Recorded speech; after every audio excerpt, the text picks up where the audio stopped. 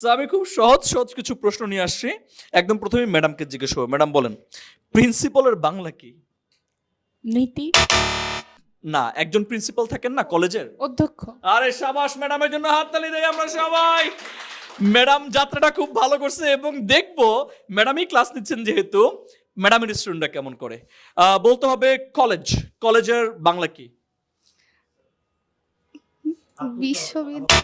কি? বিশ্ববিদ্যালয়। কলেজের বাংলা বিশ্ববিদ্যালয়ের নাম কি আপনার? আফরিন। আফরিন। হ্যাঁ। কলেজের বাংলা বিশ্ববিদ্যালয়। আফরিনকে পুরস্কার ডাবল দিতে হবে।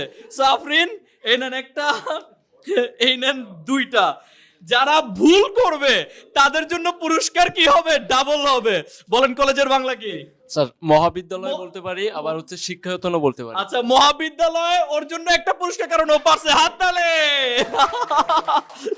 সো যারা ভুল করবে, ভুল করলে